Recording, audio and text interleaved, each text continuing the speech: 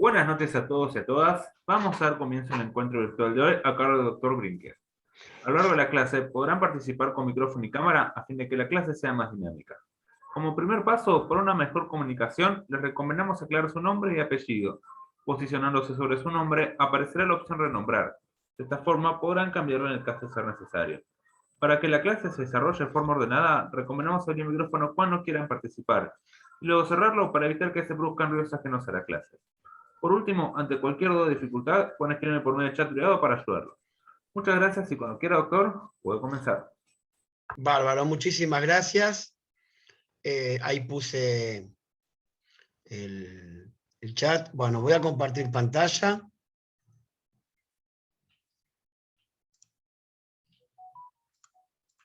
Ahí está. Si me dan un ok, por favor, si se ve bien.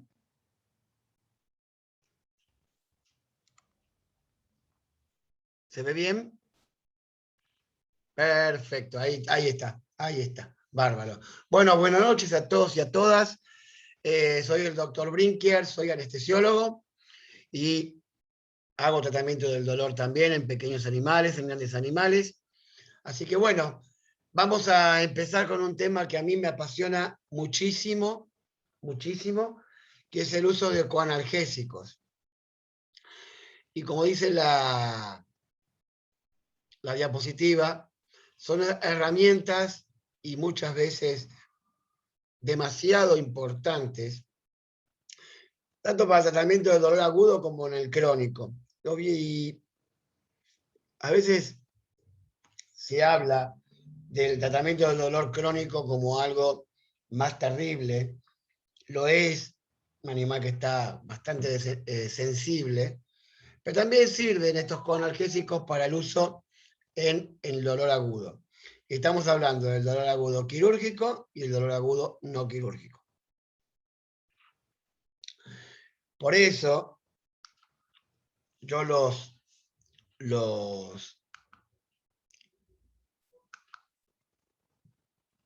a ver, no me está corriendo esto, a ver.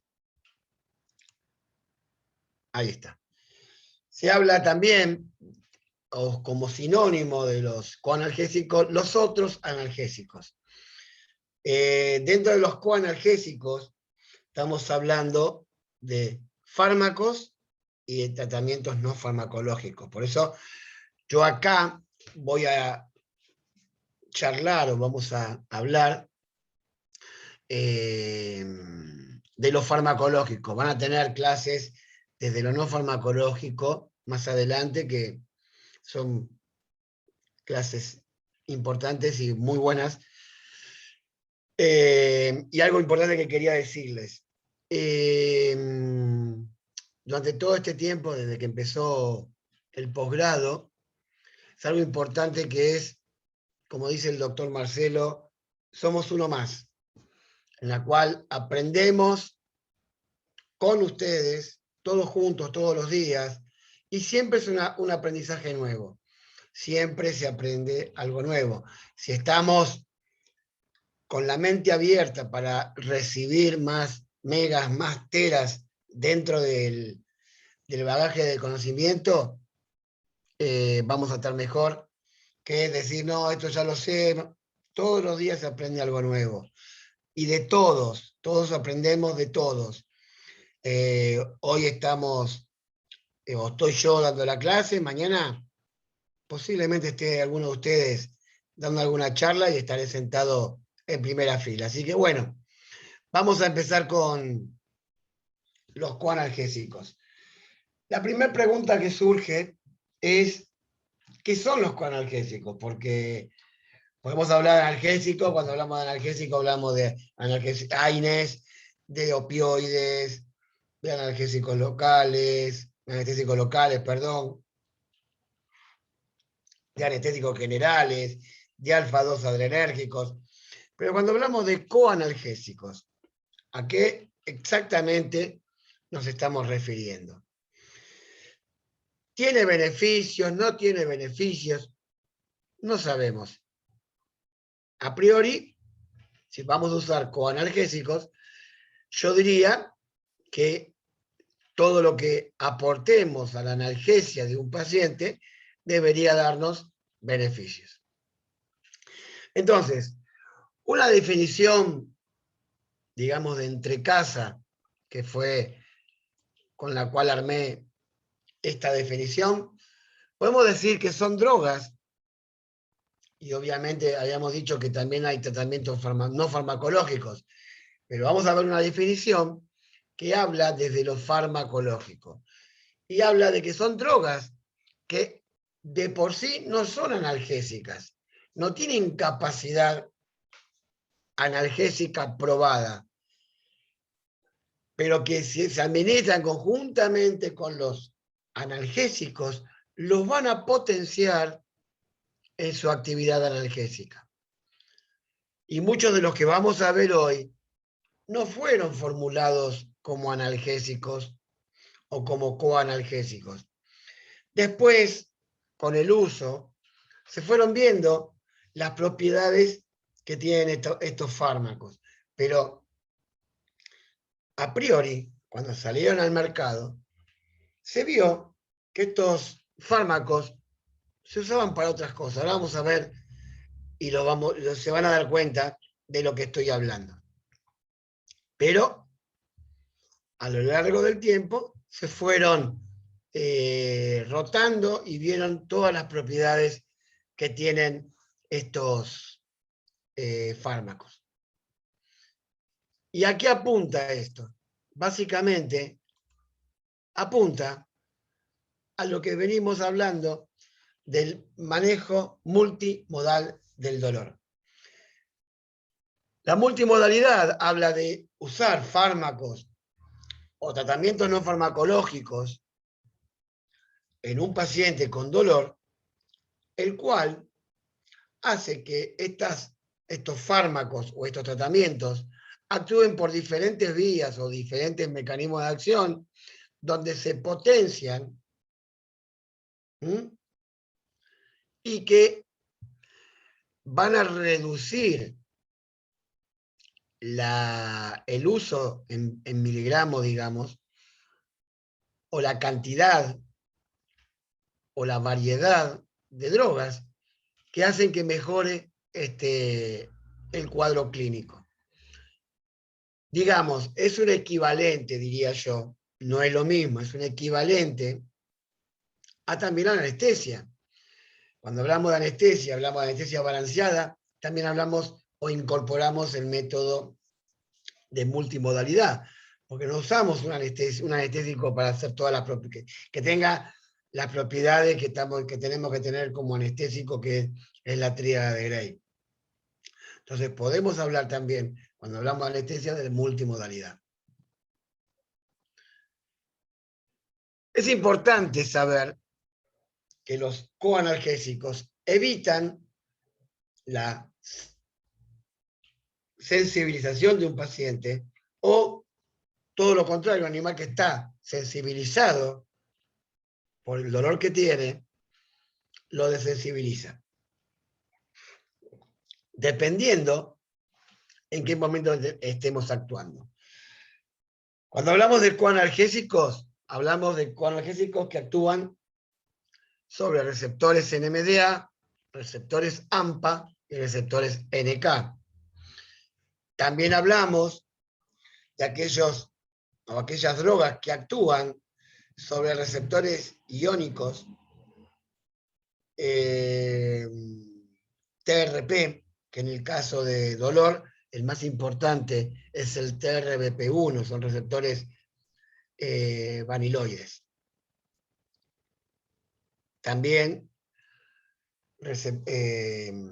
drogas que actúan sobre el receptor GABA, aumentando la posibilidad de que se produzca o favoreciendo al receptor, activándolo. Entonces, nosotros nos ponemos a pensar y podemos ir viendo qué tenemos, que actúe sobre el receptor AMPA, el receptor NMDA, los receptores GABA, En última instancia, estas drogas lo que hacen es reducir la cantidad de neurotransmisores excitatorios. Por ejemplo, uno de los más importantes es el glutamato. Otro, por ejemplo, la sustancia P. Entonces, ¿qué tenemos? Tenemos anticonvulsivantes. Recién les había dicho que hay drogas que fueron o que actúan o que fueron sacadas al mercado con un fin y después a posteriori se fueron encontrando otras propiedades afines a esa molécula. Una son los anticonvulsivantes. Las otras drogas son bloqueantes NMDA. Los otros, drogas antieméticas. Sí, drogas antieméticas actuando como coanalgésicos. Tenemos al benemérito cannabis, que también actúa en manejo del dolor, yo diría como coanalgésicos, pero se están encontrando cada día más propiedades a estas sustancias cannabinoides que actúan sobre, está muy bien estudiado el tema del sistema endocannabinoide, principalmente en animales, porque los estudios empiezan a partir de animales. Igual estoy hiper convencido que el cannabis solo no actúa en el manejo del dolor. Por eso yo lo considero una droga coanalgésica. Porque potencia la acción de otras drogas. Y después, como les había dicho, tenemos los tratamientos no farmacológicos, que esos los vamos a ver con la doctora Sol Pereira Rosas, con la doctora Natalia Luca, así que van a ir viendo, y la doctora Chiara Galana, vamos a ir viendo todos los tipos de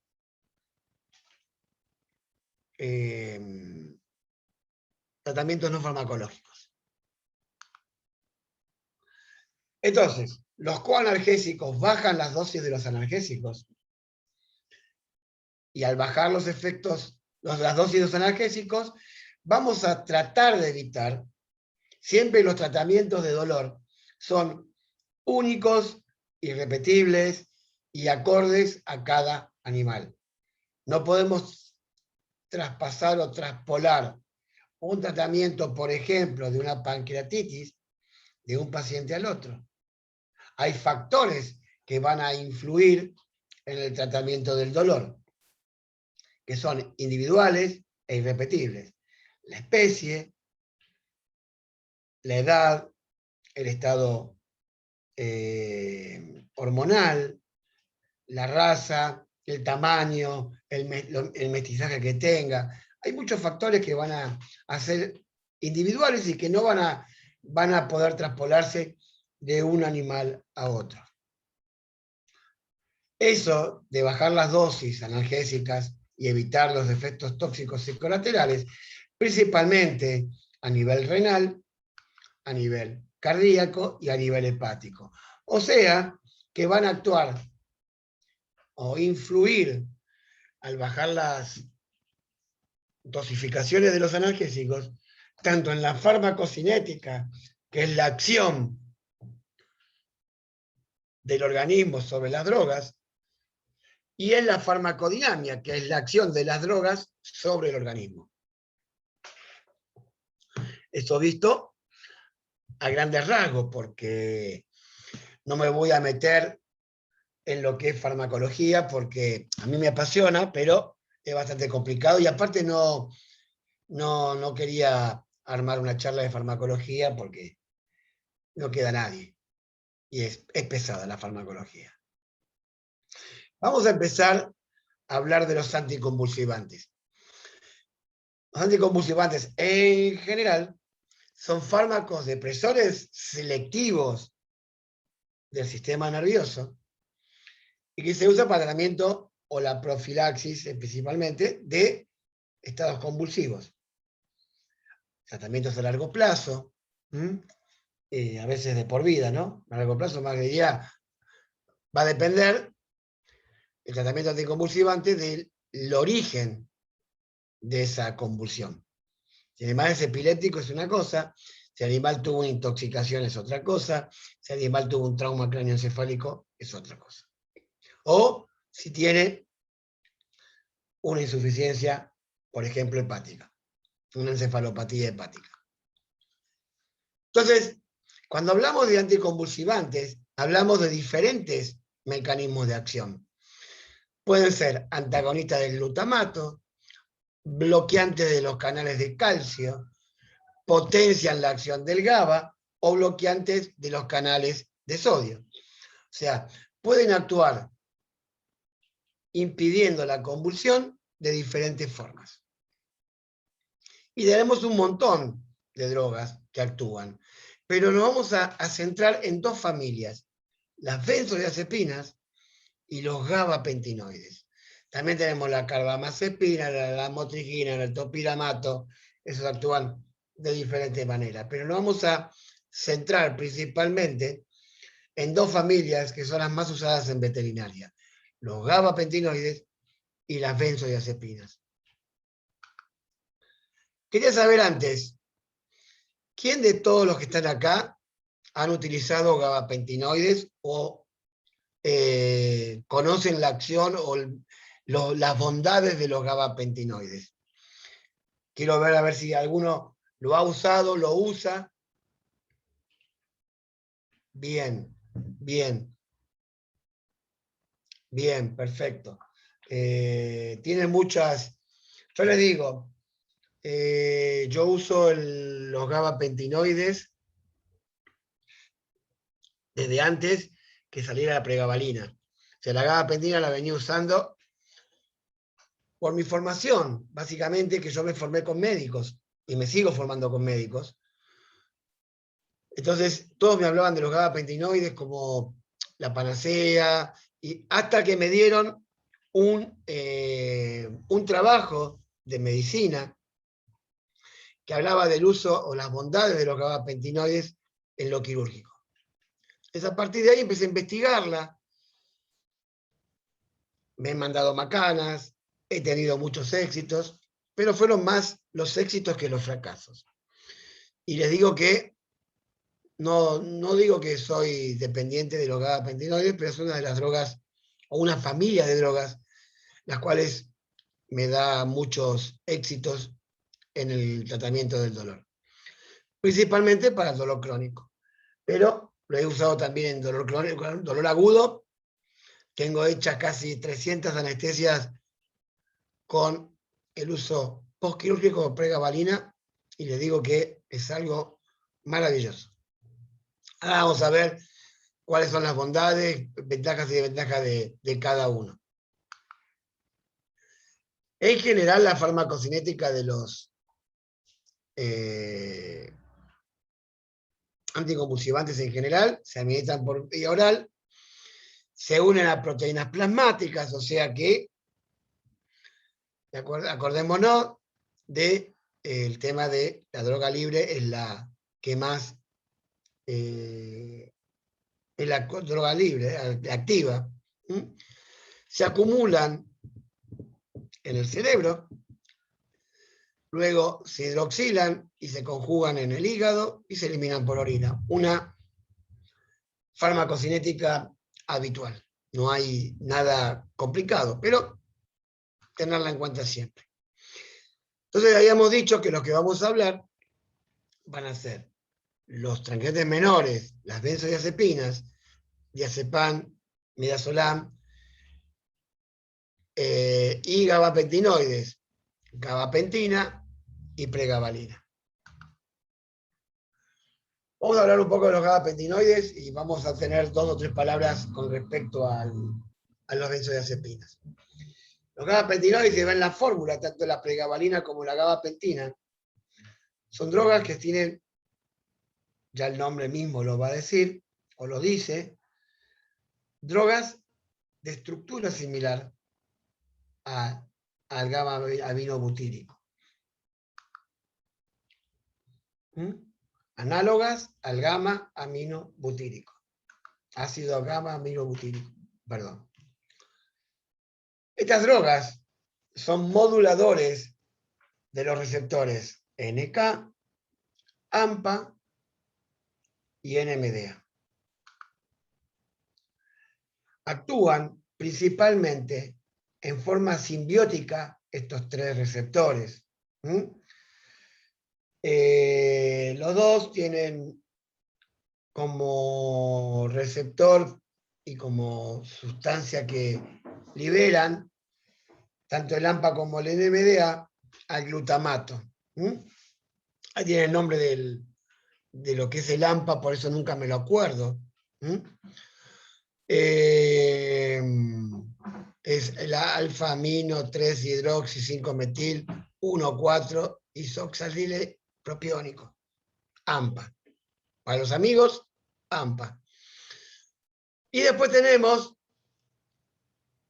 el NMDA, obviamente, que actúa también el glutamato. El metil de aspartato. Ese es más fácil. Estos dos receptores, conjuntamente con los NK, que son los kainatos, muchas veces están activos en procesos crónicos, los cuales están los animales tanto con hiperalgesia y alodinia. Hiperalgesia es el estado o la respuesta de un animal exagerado al dolor ante un estímulo que en lo habitual es doloroso. Si normalmente, vamos a hacer un ejemplo burdo, uno se le cae en el dedo una pesita de medio kilo, va a reaccionar de una manera. Si esa misma pesita cae sobre un animal o sobre una persona que está con hiperalgesia, exageradamente el doble o el triple de reacción tiene ese animal. Y la alodinia es aquella reacción o respuesta dolorosa ante un estímulo que no es doloroso. Por ejemplo, cuando uno está en la playa y se quema por el sol, la sensación de alodinia, por ejemplo, es el ducharse, la ropa, la sábana. Son estímulos no dolorosos que salen con respuesta dolorosa. Así que esto, tanto en la hiperalgesia como en la alodinia, están presentes estos dos receptores y juntamente el NK. Ahí está. Acá tienen cómo actúan por influjo tanto del calcio, principalmente el calcio es el que maneja toda el influjo o la activación de estos receptores. Ustedes ven el glutamato, principalmente actuando sobre AMPA y NMDA, y la sustancia P actuando sobre los NK, que conjuntamente con el óxido nitroso sintetasa libera óxido nítrico y hace un recicle de las reacciones. Entonces, esto es, lo importante es cómo se van viendo y se van potenciando la activación de estos tres receptores en el proceso doloroso. Otro gráfico, principalmente activación de GABA, NMDA, NK. Otro igual, la sustancia P actúa sobre los receptores NK, el glutamato sobre NMDA y AMPA. Ahora, la pregunta del millón es, ¿dónde se activan? en el sistema nervioso periférico, en el sistema nervioso central, en la piel. Pues la pregunta es esa, si se activan muchas veces por estímulo constante sobre el cuerpo, los receptores están tanto a nivel central como a nivel periférico. Por eso se siente un animal con ese tipo de reacción y ese tipo de sensibilidad. Nosotros tenemos dos gabapentinoides, la pregabalina y la gabapentina. Principalmente las diferencias, bueno, la primera que salió es la gabapentina, que es la que tiene más presentaciones en miligramos. Hay desde 100 miligramos hasta 3000 miligramos, creo, si no me equivoco. En cambio, la gabapentina es la que salió segunda y es la que más rápido tiene efecto, por lo menos en lo que yo veo, y es por su farmacocinética. En gatos, en general, yo la mando a formular el líquido, porque tanto la gabapentina, la mayoría vienen en cápsulas. Hay comprimidos también. Pero la pregabalina, la mayoría hasta ahora, hasta hace unos años, era solo cápsulas. Ustedes saben que las cápsulas, en general, no pueden cortarse. Entonces, no había forma de poder dosificarlas. Había cápsulas de 25, de 50, de 75 y de 150. Hay 2 o 3 laboratorios, van a haber muchos más, que lo sacaron en comprimidos ranurados. Y era un poquito más fácil poder dosificarlo. Pero en los gatos es algo muy diferente. Entonces lo que hacemos es mandarlo a formular con receta magistral, solución, y ahora vamos a ver cómo lo mandamos a formular. Y es mucho más fácil con gotitas en el felino. Obviamente que sería mucho más fácil en veterinaria hacerlo inyectable. Vamos a ver si en un futuro algún laboratorio se apiada de nosotros. Pero bueno, lo importante, que se pueden utilizar los gabapentinoides tanto en el dolor agudo como en el dolor crónico. ¿Mm? Habíamos dicho que tienen similitudes. Y acá va lo que es el mecanismo de acción. Actúan en los receptores de calcio, voltaje dependiente, en la subunidad alfa-2 delta. Los dos actúan de la misma manera. La diferencia está en su cinética, o en su farmacología. ¿Ven? Actúan acá en la subunidad alfa-2 de calcio. Esto ya lo vimos. Y bien, vamos a hablar 3, 4 cositas de cada uno. Así vamos redondeando la idea o lo que yo pretendo de que se lleven hoy de las gabapentinoides. Fue sintetizada en los años 90, se tienen 30 años, como fármaco antiepiléptico. Con el tiempo fueron viendo que personas que presentaban no solamente epilepsia, también los trataban, se aliviaban el dolor en el dolor neuropático. Estamos hablando de dolor posherpético, dolor por neuropatía diabética, principalmente en estos dos tipos de dolor neuropático.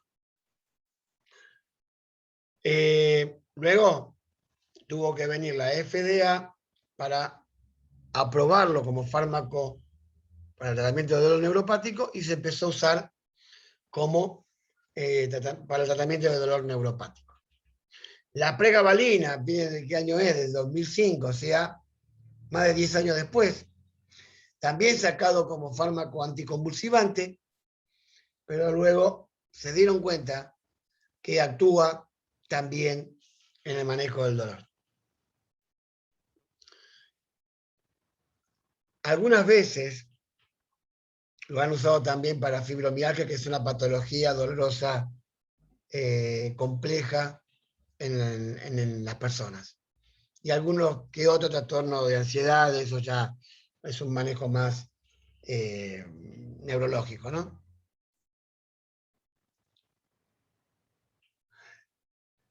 Insisto, en el dolor crónico, lo que hace estas drogas desensibiliza, y en el dolor agudo impide que se activen estos receptores. Por eso se dice que son drogas antihiperalgésicas. Antihiperalgésicas muy parecido a lo que se produce con el tramadol. Son antihiperalgésicas. La gabapentina, vamos a empezar con la más vieja, es farmacocinética no lineal. O sea, no tiene... O sea, su farmacocinética es no lineal, necesita acumularse para poder actuar.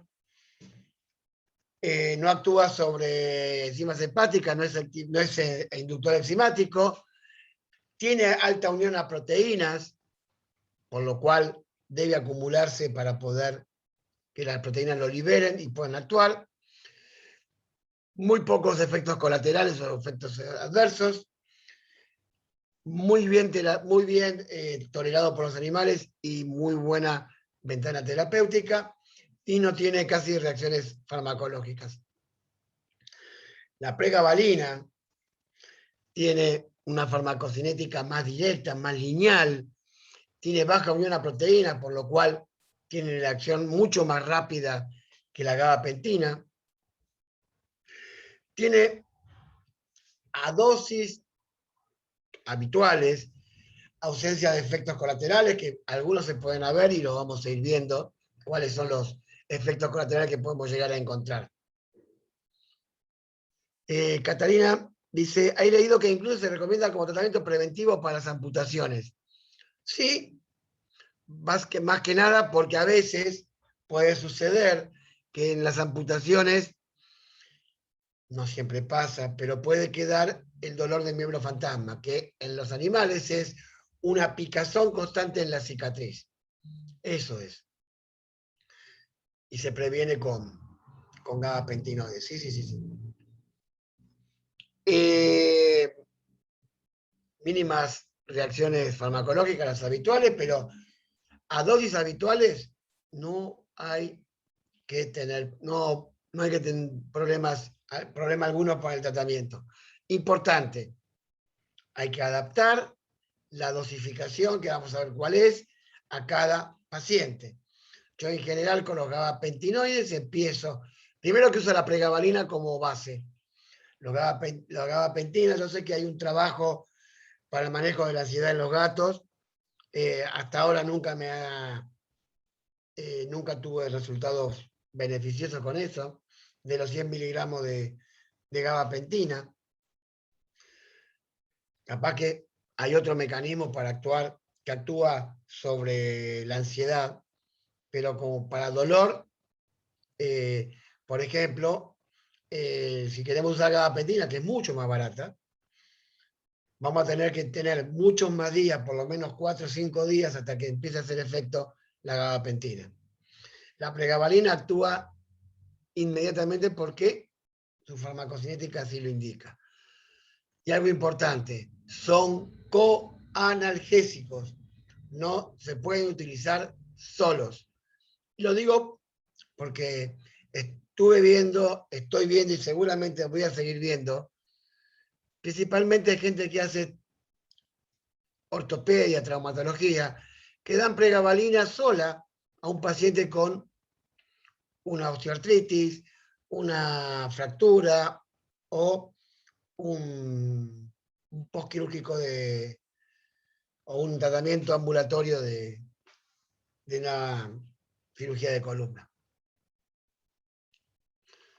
Entonces, hay que tener cuidado y poder trabajar de esto de la mejor manera posible. Los receptores, no a las proteínas. Los receptores es mucho más fijo, o se fija mucho más fuertemente la pregabalina que la gabapentina. Eso también hace que sea mucho más efectivo. Importante, los dos se metabolizan en el hígado y se eliminan por riñón, con lo cual una insuficiencia hepática deberíamos bajar, pero principalmente se eliminan por orina. Entonces, ante una insuficiencia renal deberíamos bajar la dosificación. Doc, la pregabalina se podría combinar con tramadol en los postquirúrgicos, cirugías dolorosas como las ortopedias. Hay que evaluar. Yo no hago, así como no hago futurología, no hago protocolos. No es todas las ortopedias, tramadol, antiinflamatorio y pregabalina. Hay que evaluar qué es lo que hicimos o qué es lo que hacemos en el pre o en el paralintra para el manejo del dolor.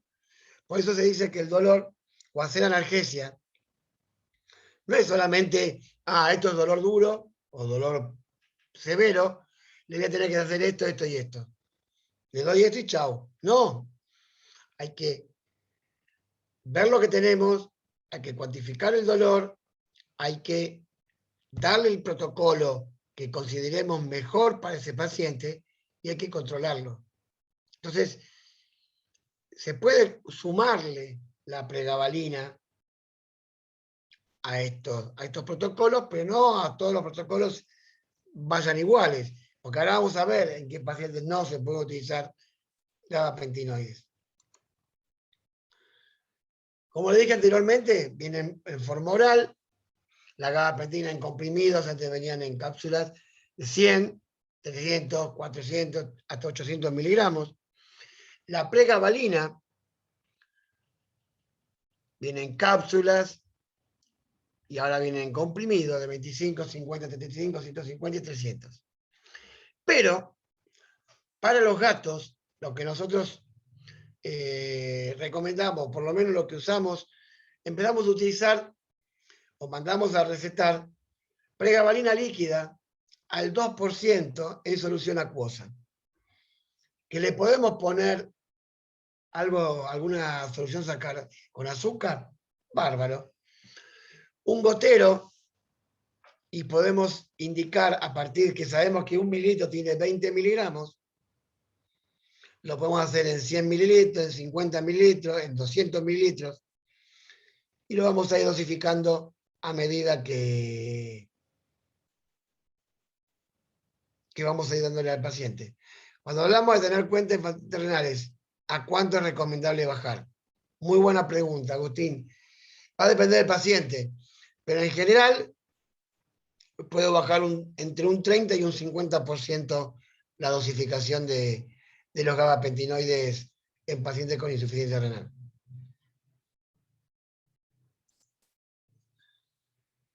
Acá está el trabajo que yo les decía de gabapentinoides en los usos en humano. Lo han utilizado en pacientes en el perioperatorio. Cuando hablamos del perioperatorio, desde antes y después de la cirugía. Y vieron,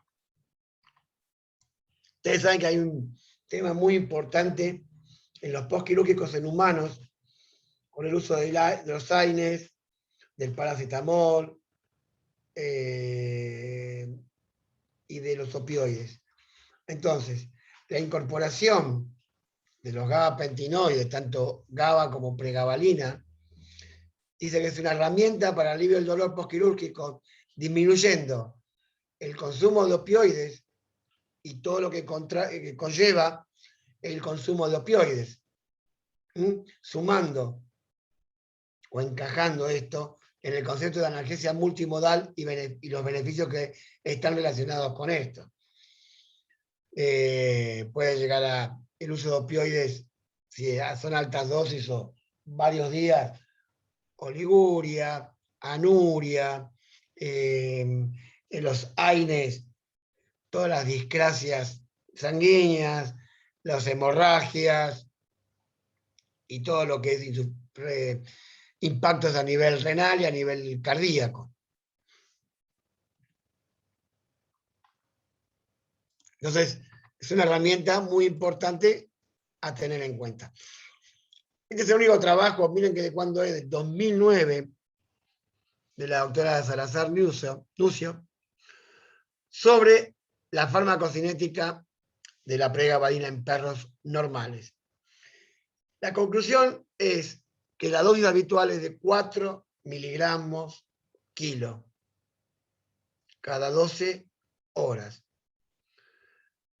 Yo la uso de la siguiente manera y lo extrapolé de medicina humana.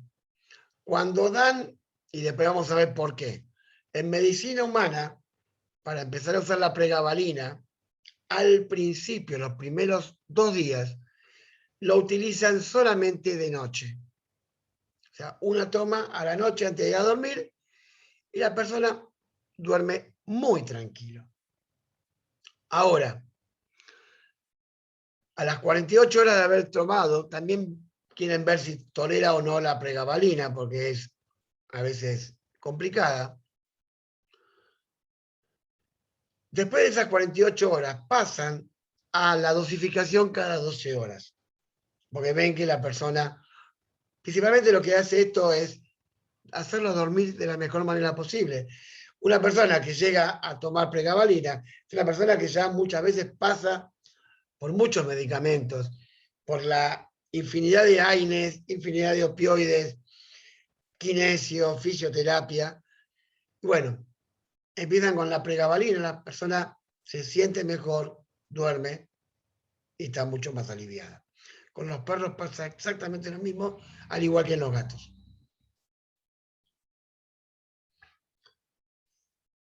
Esto es lo mismo de recién, esto es lo mismo que habíamos hablado recién, y básicamente actúan modulando la información de dolor en médula espinal, en cerebro, tálamo e hipocampo. Son los 4 lugares de predilección de acción de los gabapentinoides. Acá voy con el tema de lo que podemos llegar a encontrar. En medicina humana puede dar cefaleas, puede dar visión borrosa, cosa que nosotros no podemos evaluarlo en los animales. Pero eso sí, mareos, y lo he visto, animales que se bambolean, animales que quieren levantarse y no pueden. Eso es por sobredosificación. Ese animal, capaz que lo manejaron a 4 miligramos kilo, y capaz que necesite 3, capaz que necesite 2. El animal se va bamboleando. Por eso hablamos también de la toma nocturna. Y algo importante, es orexígeno. Y hay que explicárselo a la gente. Y algo que no puse acá, es hiperglucemiante. Entonces, cuidado cuando trabajamos con pacientes diabéticos. Nicole dice, a ver, ¿cuál es la opinión del uso de pregabalina en el prequirúrgico? No lo he probado, yo quisiera empezar a trabajarlo en el prequirúrgico. Por lo general, en pacientes que yo voy a hacer anestesia, lo ven y ya le dan todas las indicaciones. Pero es cosa de sentarse a diagramar, sí. Yo creería que bajarían la cantidad de analgésicos en el intra y en el postquirúrgico. Estoy convencido de que puede pasar. Vamos a pasar a los receptores NMDA. Y acá, ahora después vamos a hablar de los tranquilizantes menores. No me quedé colgado. A nivel receptores NMDA, además de la ketamina, tenemos la amantadina, un antiviral súper fácil de conseguir, súper fácil de dosificar y creería que de venta libre. No, nunca tuve problemas para comprarla. En algunas farmacias seguramente, por lo menos acá en Argentina, van a pedir la receta. Un antagonista de los receptores NMDA Ahí tienen la dosis que se utiliza. Yo uso 3 miligramos kilo por día, tanto en perros como en gatos. También se puede conseguir o mandar a fraccionar en forma líquida. Lo mismo que para lo otro, el caso de falla renal, ir reduciendo la dosis. La ketamina, para dolor estamos hablando, yo la utilizo a 0,5 miligramos kilo subcutánea cada 12, y si la damos en goteo son 10 microgramos kilo minuto. Se pueden combinar conjuntamente con opiáceos y con unaines. Actúan de diferente manera, por eso se puede hacer, esto es la famosa terapia multimodal, unaines que actúan de manera, los opiáceos que actúan sobre todo los opiáceos, y la ketamina o la amantadina que actúa sobre receptores NMDA. Hay un trabajo del año 2008, o sea, 13 años ya tiene, en la cual yo creo que dos de las personas que más trabajan sobre el dolor, que son Duncan Larselles y Gaynor, en la combinación de antiinflamatorios y el agregado de amantadina para el uso de terapia multimodal en osteoartritis. Y se vio que, más que bueno, acá dice, en perros que con osteoartritis que no responden a AINES, la administración de amantadina mejora su actividad física. Claro, porque actúa a nivel NMDA. Va a desensibilizar a ese paciente. Si subcutánea duele, pero subcutánea, si no la mandan a hacer, se puede mandar a... Y si no, prepararla en gotas. Seguramente cuando, no sé si habló el doctor Seaman cómo prepararla. Él tiene una fórmula para poder hacerla, si no se puede mandar o la pueden formular ustedes sin decirle a los dueños que es ketamina. Obvio, ¿no? Hay otro trabajo de uso de AINES conjuntamente con amantadina. Bien, otro de los coanalgésicos es el uso del maropitán. Cuando hablábamos hoy de antieméticos, bueno, acá tenemos el maropitán como analgésico o como coanalgésico. Actúa a nivel NK. Se puede utilizar en goteo, se puede utilizar con una única dosis. Hay trabajos que hablan de 1 miligramo kilo hora en perro y 0,5 miligramos kilo de dosis de carga y la 1 miligramo kilo hora en goteo. Se puede utilizar de las dos maneras sin ningún tipo de problema. Hay un trabajo que está publicado en el 2013 en la cual evaluaron la eficacia del maropitán en gatos utilizándolo a 1 y 5 miligramos kilo. En castraciones. Evaluaron a diferentes fuerzas de las ligaduras, ven los newtons que están ahí, y vieron que no solamente no tuvieron dolor, sino que disminuyeron la necesidad de los requerimientos de anestésicos generales. O sea que es algo a tener en cuenta importante. Acá tenemos otro trabajo, otro trabajo de gatos en la Universidad de Colorado, donde midieron también la fuerza de las ligaduras a 1 miligramo kilo. Y les dio muy buenos efectos. Acá hay otro trabajo del doctor Boscán sobre el uso del maropitán en ovarictomía en perra. Y tuvo el mismo resultado que tuvieron con los gatos. a diferentes dosificaciones del maropitán, han reducido la CAM, la concentración alveolar mínima de los anestésicos volátiles, con lo cual se vio que es una complementación importante para poder utilizarlo en ovarictomía. Entonces, si hay algo que duele, es la ligadura en el ovario o el ligamento ovárico. Entonces, tener en cuenta esto. Para usar maropitán, prequirúrgico, ¿cuánto tiempo antes de la cirugía le colocaría para que haga esos efectos? Si lo van a dar endovenoso, no hay absorción. O sea que en menos de 5 minutos ya tienen droga en sangre, sin ningún tipo de problema.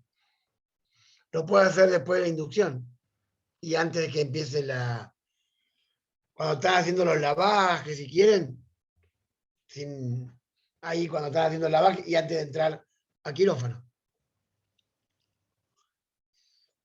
Vamos a los otros receptores, que son los receptores iónicos, o canales iónicos. Los receptores TRP, que son de receptores vaniloides. Estos receptores actúan ante estímulos químicos, físicos y mecánicos, o sea, los 3 tipos de mecanismos por los cuales se produce la nocicepción. Y hay receptores TRP, TRBP1 principalmente, en las inflamaciones en general, en la piel. Por eso se dice que las dermatitis superficiales y profundas, más que nada, duelen, porque uno de los tantos receptores que hay en la piel es este tipo de receptor.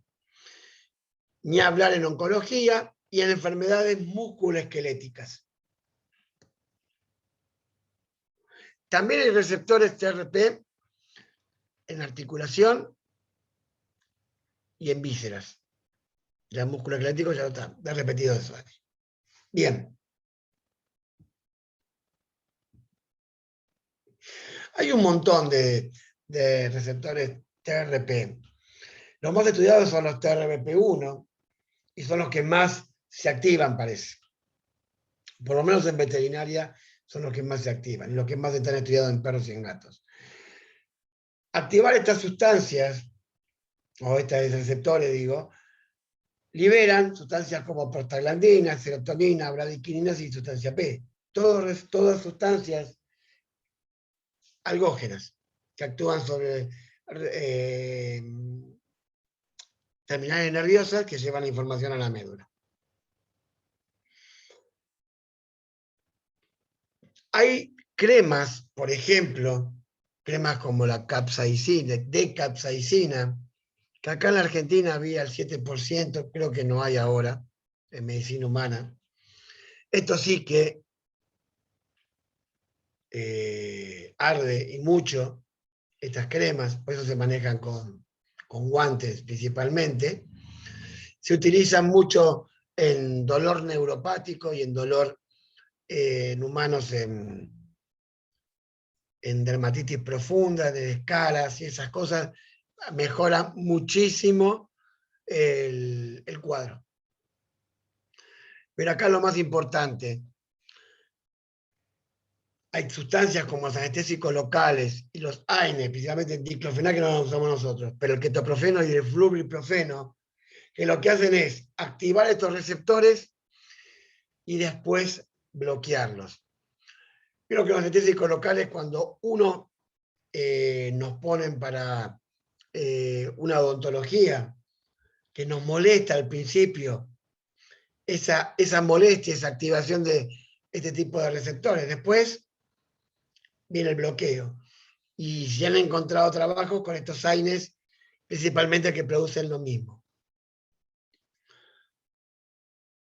Hay mucho más para seguir estudiando el tema de los TRBP.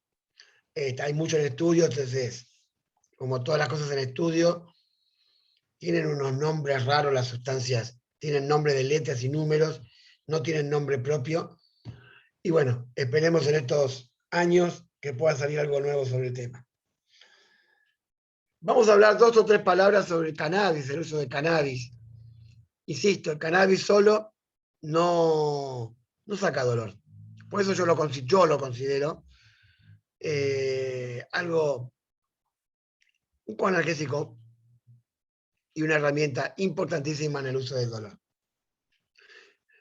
Puse nuevo entre el signo de pregunta porque no es nuevo. Tiene miles de años esto. La gente está descubriendo todo.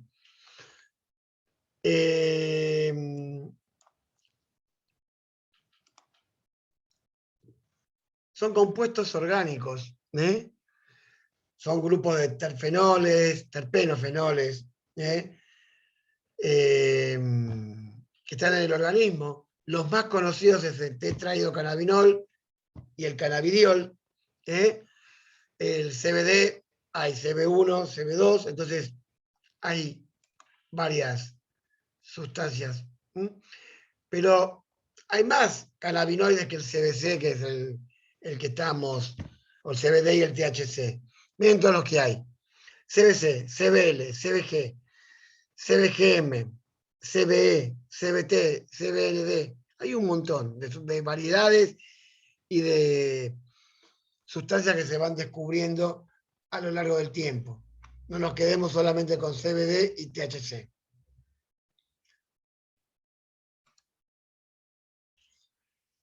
Y algo importante, que el sistema endocannabinoide al cual estamos apuntando es una comunicación entre el cerebro, el cuerpo y la regulación de muchos estados de la persona y del animal y de sentimientos, principalmente de la actividad de movimiento, y regula también la percepción del dolor. Entonces, es importante, es muy importante poder manejar esto. El sistema endocannabinoide está igual de desarrollado en el perro y en el gato que en las personas. Producen inmunomodulación, actúan en la inflamación y en la analgesia. Puede dar algún comportamiento adictivo, pero en general no lo producen los animales. Actúa en la epilepsia y en el cáncer. Hay receptores CB1, CB2 y se unen a proteínas, a la proteína G. CB1, ¿dónde hay receptores CB1? Que son los que actúan en la conducta motora, cerebro, corteza, tálamo, hipotálamo, médula, tejidos como los huesos, tejido adiposo, el ovario, testículo, pulmón y corazón. Estos producen efectos tanto en la cognición como en la memoria. El CB1. Y el CB2 actúan, perdón, me parece que me comí una. No, perfecto. CB2 está en la inmunomodulación principal, el CB2. ¿Cómo actúan estas drogas o este sistema? Activando neuronas GABAérgicas, disminuyendo conductancia al calcio, trabajando sobre sustancias glutaminérgicas y regulando la excitabilidad del sistema neurovegetativo. Así actúa el sistema endocannabinoide. El CB2, perdón, actúa sobre el sistema inmune y la inflamación. Por eso se habla de un sinergismo tanto del CB1 como el CB2. Y como actúan a nivel de la inmunomodulación, están en el vaso, en las toxinas, en el timo, en las células T4, T8, células B, células de la microglía, polimorfonucleares, monocitos y natural killers. Entonces, hay 4 sustancias, principalmente, y las que son las dos más, las que más estudiadas están. La anandamida, que actúa sobre CB1 principalmente, pero también actúa sobre CB2 y TRBP1. El 2-AG, también CB1, pero también el CB2. Tanto la anandamida como la 2-AG, como principal efecto sobre la CB1. El N-araquidonil dopamina, nada, actúa en CB1 y TRBP, no actúa sobre CB2. Y el noladín éter, que es la otra sustancia estudiada, actúa en CB1 y CB2.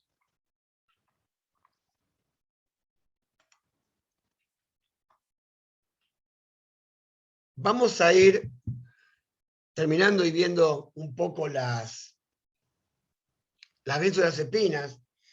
Las conocemos a todas, la diazepam, midazolam y el solazepam. El solazepam viene combinado con tiletamina. Características, las que conocemos todos, el diazepam insoluble en agua, pero acá lo que voy es el uso, no como relajante muscular, sino como coanalgésico. Al actuar sobre estados de ánimo, van a actuar indirectamente sobre el dolor. Actúa aumentando el GABA, principalmente. Son ansiolíticos y tranquilizantes porque actúan a nivel del sistema activador reticular ascendente. Tienen algunos efectos hipnóticos y principalmente reflejo, relajación muscular. ¿A qué dosis recomienda el uso del CBD? Bien. Yo hasta que en la Argentina no haya CBD correctamente hecho, no es que no haya, en general va a depender, yo en general, le digo porque yo soy también paciente de dolor crónico, yo usaba 5 gotas por día. Lo que sé, es importante esto, al tercer día se estabiliza el uso en sangre, ¿no? Y empieza a hacer efecto. A veces, dependiendo de la calidad, pero en general, entre 3 y 5 gotas es la dosis habitual que se utiliza en cualquiera de los animales. Por eso hay que ver cada animal, si van 3, si van 4, si van 5. Pero entre 3 y 5 gotas por día es lo que yo uso, o que yo trato de usar, porque a veces no consigo.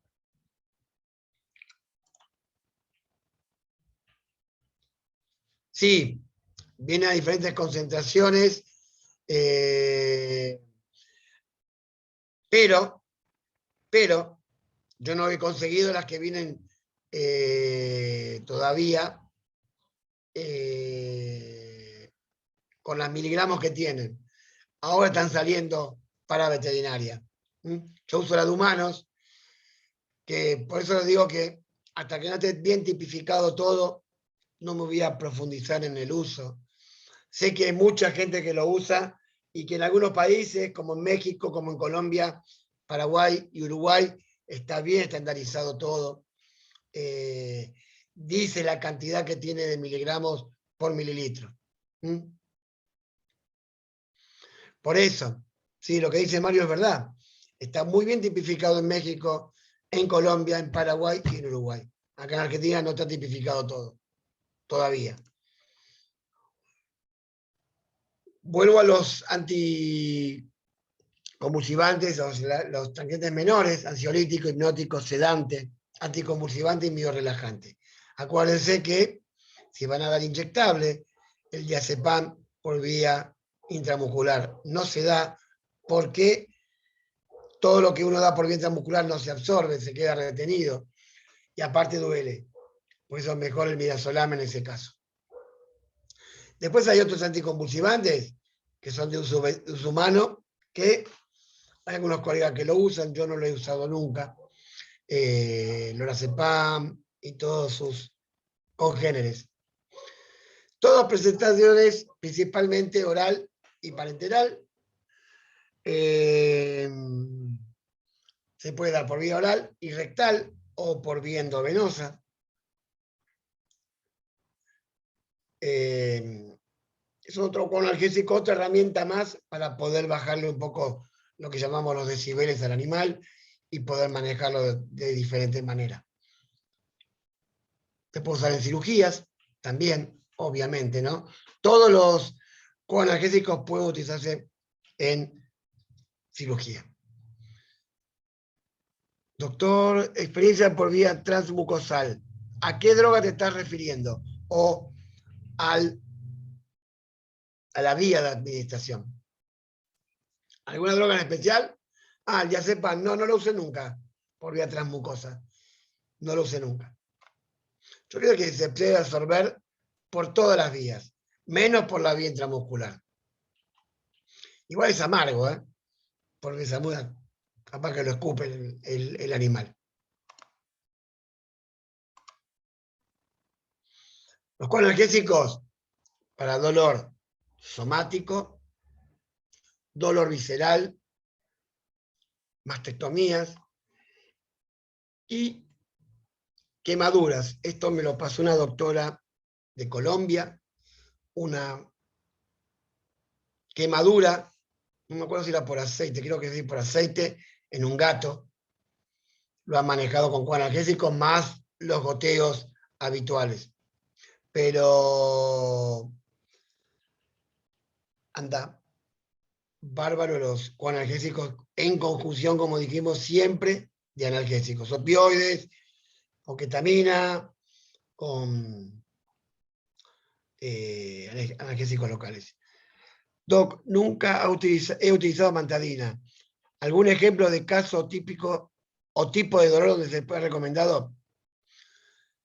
Y la mantadina yo la uso principalmente en dolores cuando tengo que desensibilizar un paciente. O sea, vamos a hablar de dolores crónicos, en el cual yo tengo que aportar al actual a nivel NMDA, yo me voy a bloquear y voy a desensibilizar un paciente. Principalmente crónicos utilizo. Principalmente crónicos.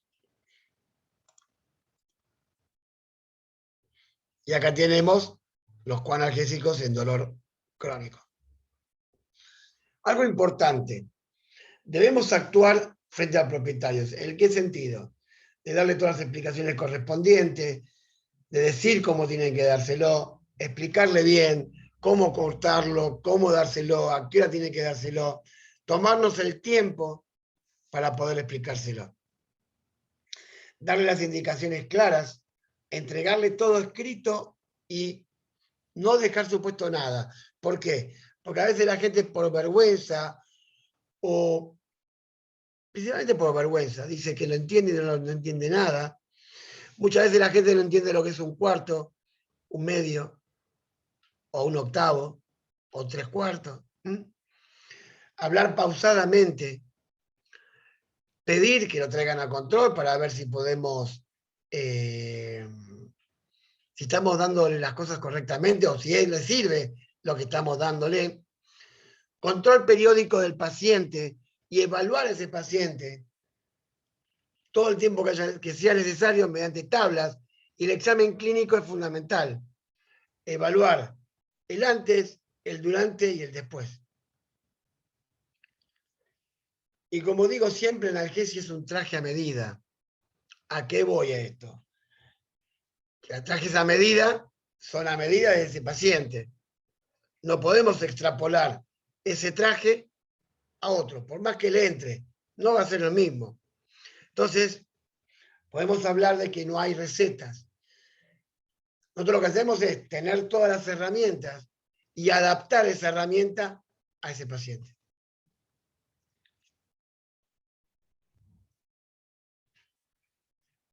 Los coanalgésicos potencian la acción de opioides y AINES alfa 2, de los bloqueos, de la dipirona, del tramadol. Y hablo del tramadol no como un opioide porque tiene efecto opioide y efecto antiserotoninérgico. Por eso se habla por fuera. Que reducen los efectos tóxicos y colaterales, que mejoran muchísimo el tiempo de recuperación y la calidad de esa recuperación, que son una gran herramienta de trabajo. Y lo que yo les vengo diciendo, no actúan solos, no les demos coanalgésicos solamente. Los coanalgésicos actúan en concordancia al uso de los analgésicos.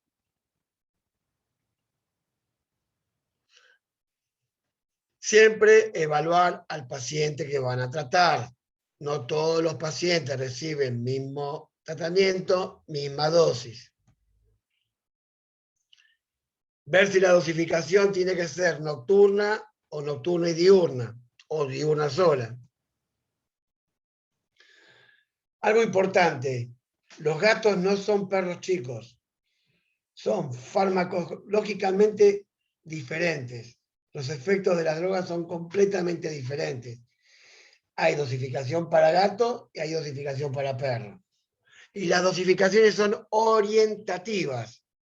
No quiere decir que si la dosificación es de 1 a 2 miligramos kilo, a todos le damos de 1 a 2 miligramos kilo.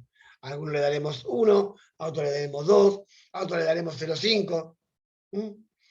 Y los intervalos posológicos van acorde muchas veces, no solamente del efecto de la droga, sino la edad. Debemos buscar, debemos buscar la combinación más acorde a cada paciente, realizando el mejor manejo multimodal posible para ese paciente.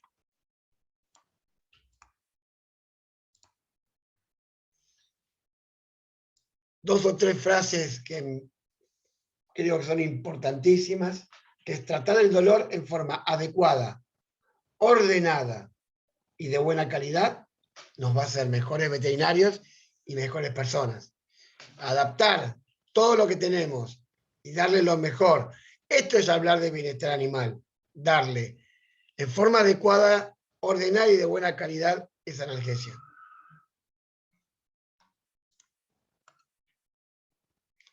Bien, esto fue todo lo que yo quería hablar sobre analgésicos, sobre coanalgésicos, perdón. Así que quedo a la espera, si tienen alguna otra pregunta, alguna duda o lo que sea, estoy aquí para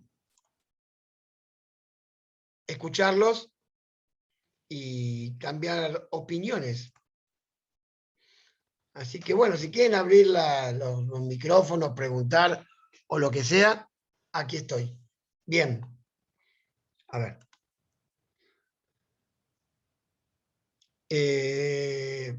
Muchas gracias por la clase. No, por favor. Buenas noches. Gabapentinoide va bien en analgesia visceral. Anda bien, ¿sí?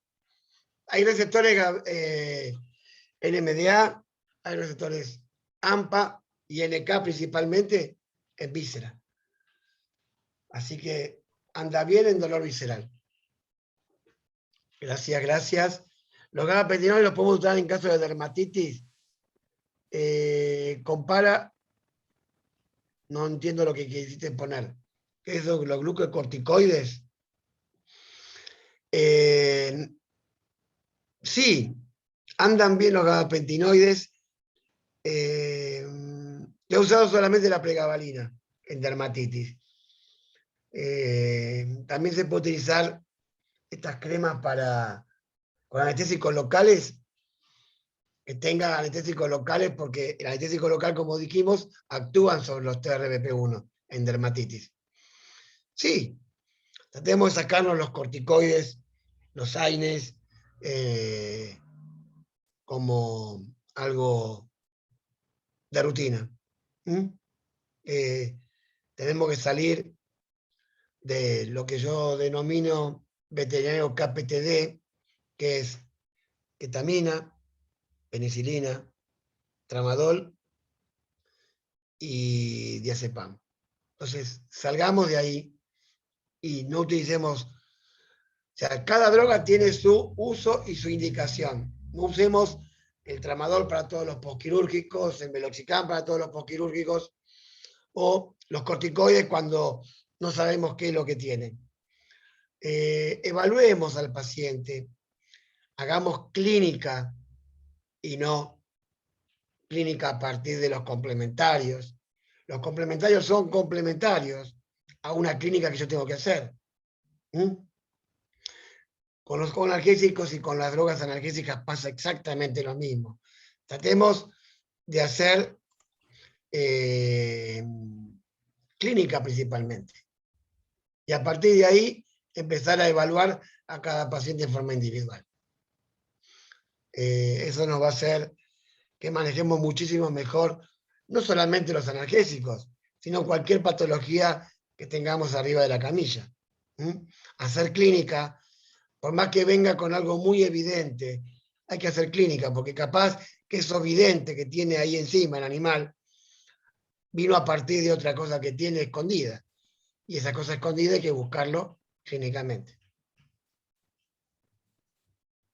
Buenas noches, doctor, ¿me escucha? Sí, sí, escucho. Hola, mi nombre es Catalina, soy de México. Quisiera hacer una pregunta. Sí, Sí, mire, respecto a los gabapentinoides, por ejemplo, el uso de gabapentina en el paciente geriatra con osteoartritis, pues yo pudiese mandarla, digamos, permanentemente, y entre comillas permanentemente, porque estamos hablando de un paciente geriatra, y si es así, ¿con qué controles o con qué, o qué debería de recomendarle al propietario? mirá, sí, sí. Yo he visto pacientes en humanos, de uso de gabapentinoides durante años. Y yo tengo pacientes con gabapentinoides hace 3, 4 años sin ningún tipo de problema. El principal escollo de los gabapentinoides es la funcionalidad renal. Entonces, Ok. cada 45 días o 60 días, un control renal a ese paciente para ver si tenemos que bajarle o no la dosis, Ok. pero controlar principalmente la funcionalidad renal.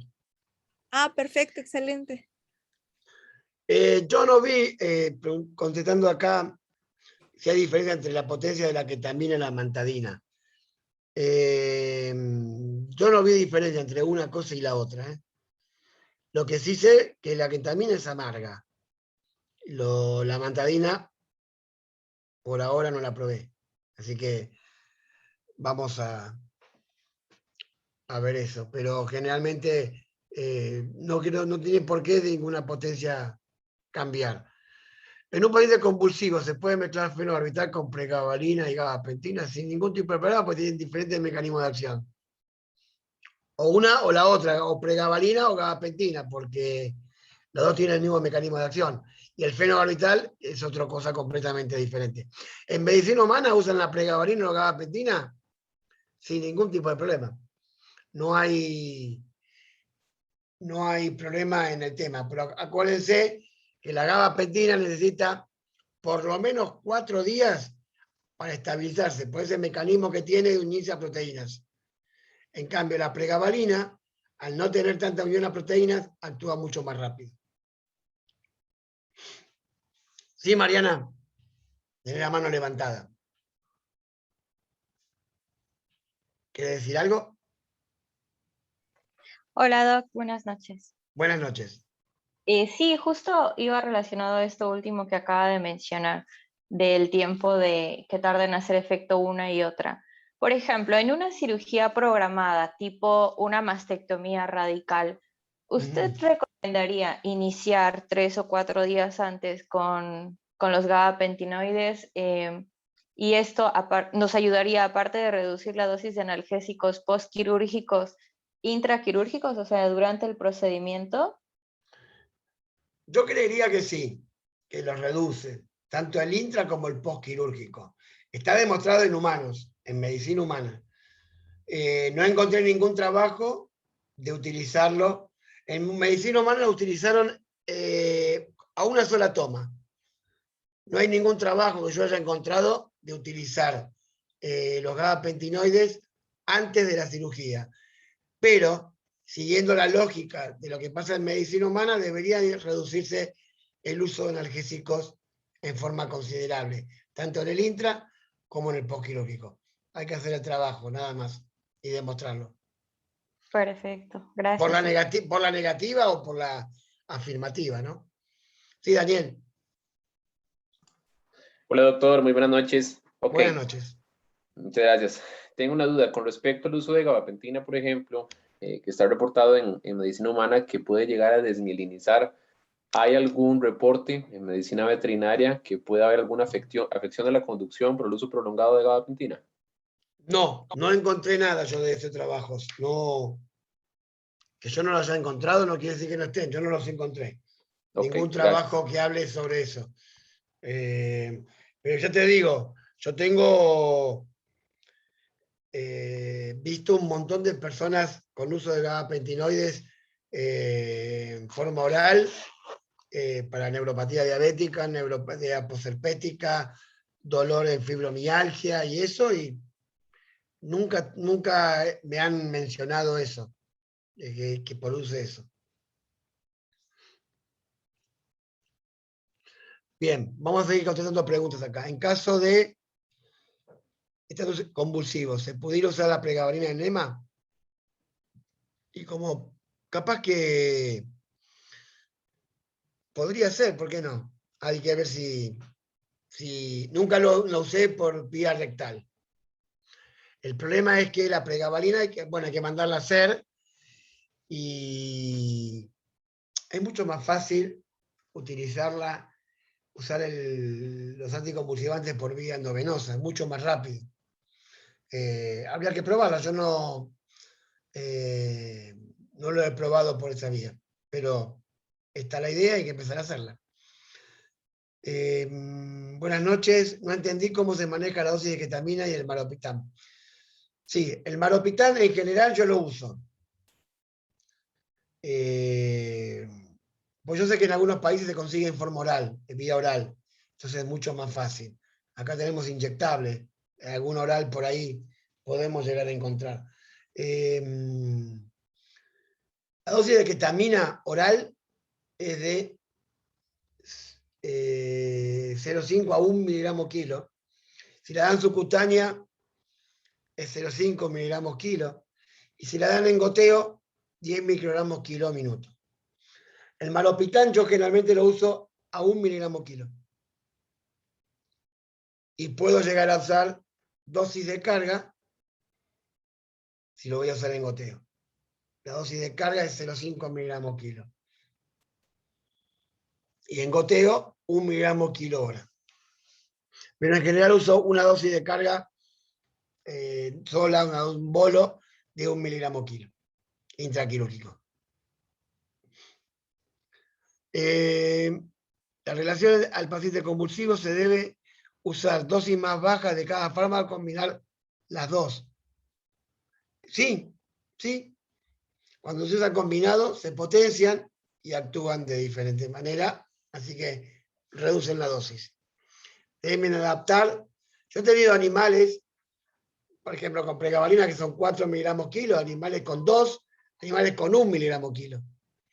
Y gatos desde 0,5 miligramos kilo. La dosis en el gato es de 0,5 a 3. ¿De qué va a depender? Del gato. Cuando ustedes ven, le dan la pregabalina, la gabapentina, y al animal lo vemos mareado, como si estuviese borracho, es hora de que le bajen la dosis. Ese es un dato de sobredosificación de los gabapentinoides.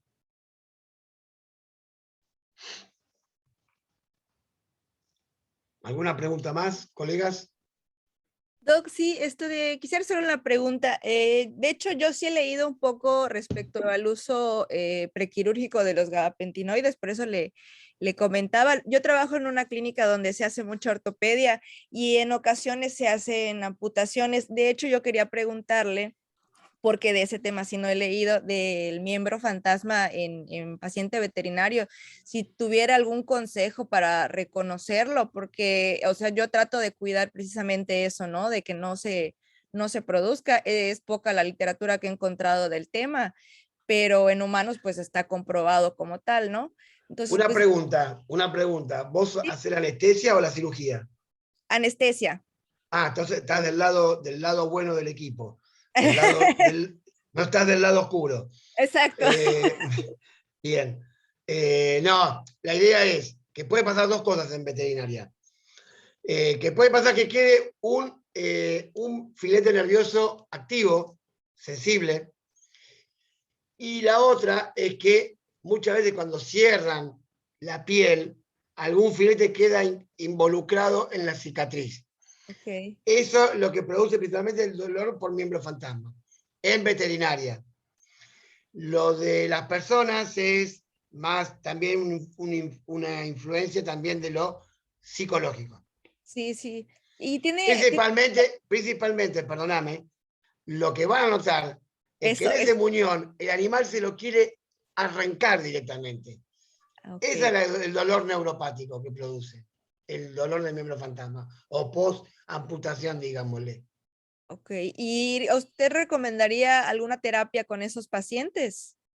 En general, lo que hago post-amputación es infiltrar con anestésicos locales toda la herida y empezar a darle gabapentinoides en el postquirúrgico inmediato con antiinflamatorios y otro tipo de analgésicos. Hasta ahora me fue bien. En general, si a vos te parece un animal así, con el tiempo, ¿no? Ajá, exacto.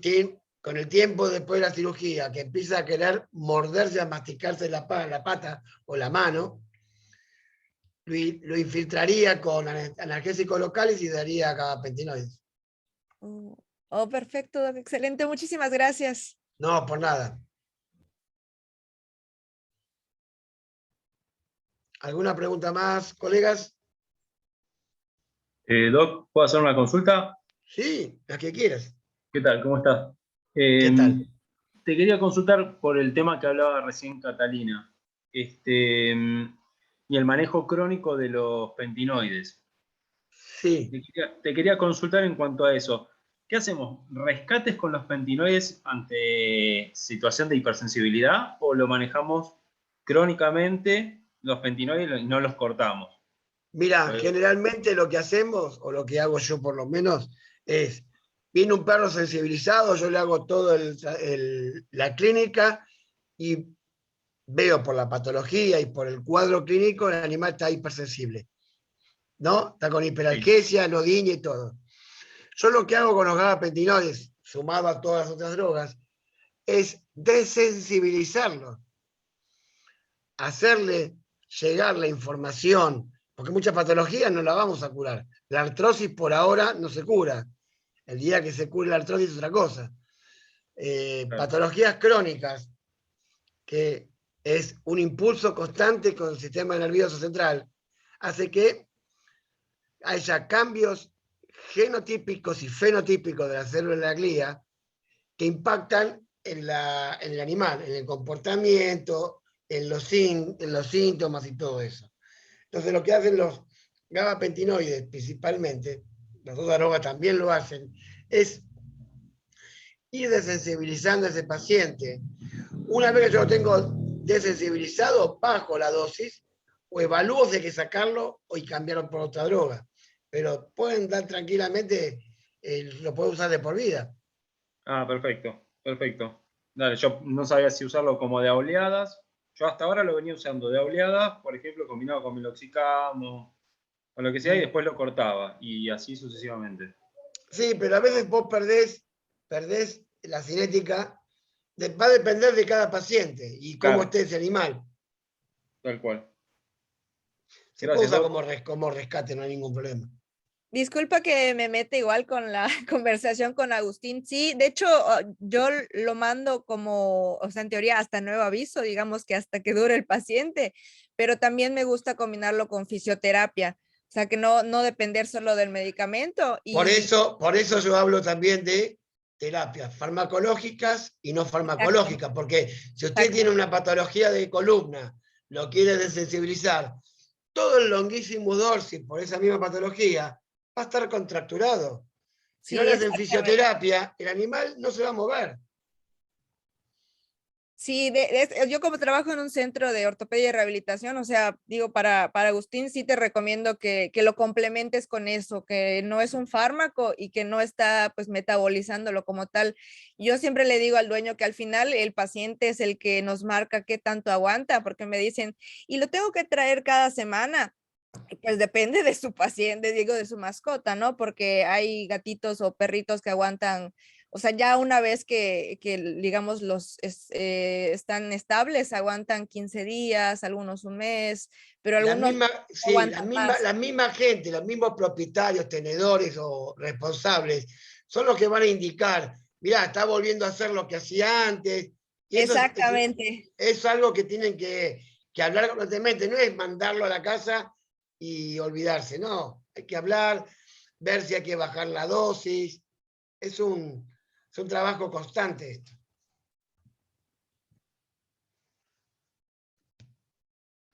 Perfecto, gracias, Docs.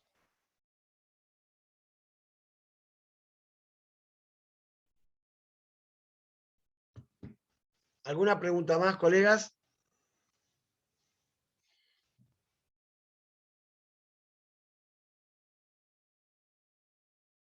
Perfecto. Por ahora no hay nada. Nos vamos a ver a ver, ya les digo, creo que es en noviembre que vamos a ver, no sé si es en noviembre, no, octubre.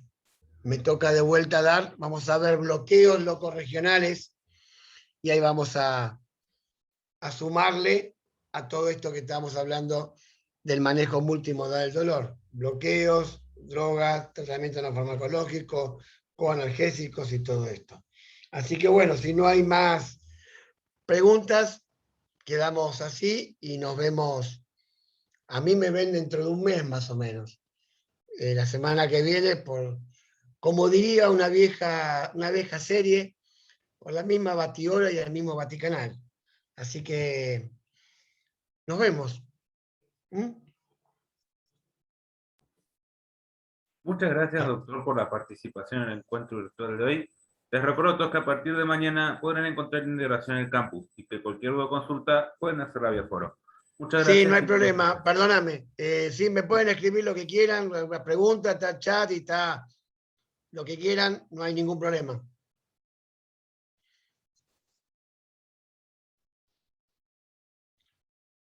Así que bueno, nos vemos nos estamos hablando. Está el chat, como dijo acá el moderador, y bueno, nos vemos en la semana que viene y todas las clases que tengamos de acá hasta julio del año que viene. Así que buenas noches, buen fin de semana y nos vemos.